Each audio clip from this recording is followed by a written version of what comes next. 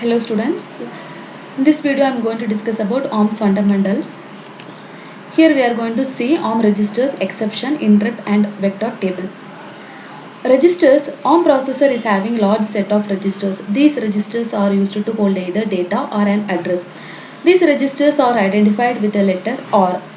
For example, register 4 is labeled as R4 and register 8 is labeled as R8. This is a register set in user mode.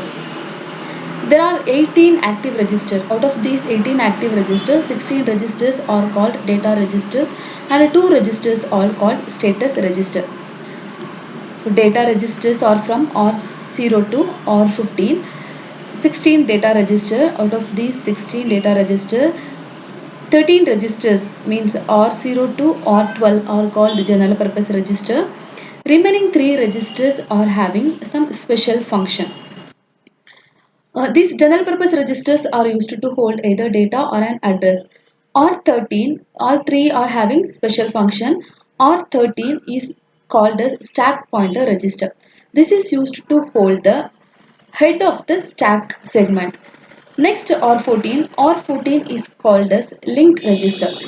What is the use of link register? Why we need this link register? Link register is used to store the return address when the subroutine is called. Subroutine. So whenever we are calling the subroutine using call instruction, the program processor will stop the main program execution and it will jump to the subroutine. Once the subroutine is completed, then the program flow again it has to come back to the main program and it should continue.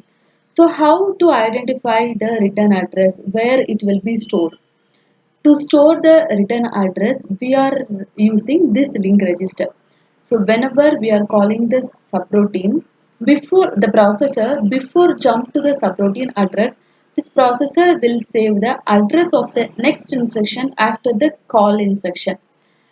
It will store this address into this link register. So whenever it is completing execution of subroutine, this link register address will be moved to program counter. So finding this address in a program counter, processor will jump back to the main program and it will continue the execution. Next one is R15. R15 is called program counter. Program counter we know it is used to store the address of next instruction to be executed. Next two registers are called status register. CPSR and SPSR. CPSR is current program status register. SPSR is saved program status register.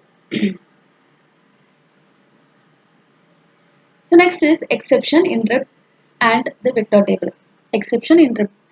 Whenever exception or interrupt occurs, the processor will stop executing the main program and it will look after the exception or interrupt.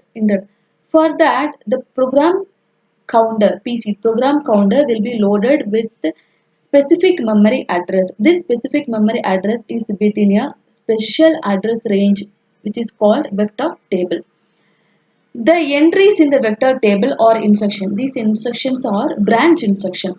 These branch instructions are having specific memory address. These addresses are in the form of target address in the branch instruction to handle the exception or interrupt. So in the branch instruction, target address will be there. These addresses are specific memory address from the vector table. In vector table, for each exception and for interrupt, we have some specific address. The memory map address 0 x 0 is reserved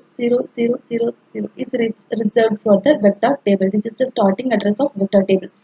This x denotes this address is in the form of hexa. So these are the 8 exception. These are the starting address and ending address. There are 8 interrupts or exception, reset, undefined instruction, software interrupt, prefetch abort, data abort, reserved, interrupt request, and fast interrupt request. So reset interrupt, it is the location of the first instruction executed by the processor when the when it is turned on, when the processor is turned on. Next one, so the address of reset address is 000 8 zeros. Next, undefined instruction. Undefined instruction vector occurred when the processor is decoding a wrong instruction, when it is not able to decode an instruction. Next, software interrupt. Software interrupt occurred whenever we are executing XWI instruction. XWI instruction is software interrupt instruction. Next, prefetch abort. Prefetch abort interrupt occurs whenever the processor is trying to uh, fetch the instruction from the memory which is not having correct access permission. Next is data abort. Data abort is also similar to prefetch abort only.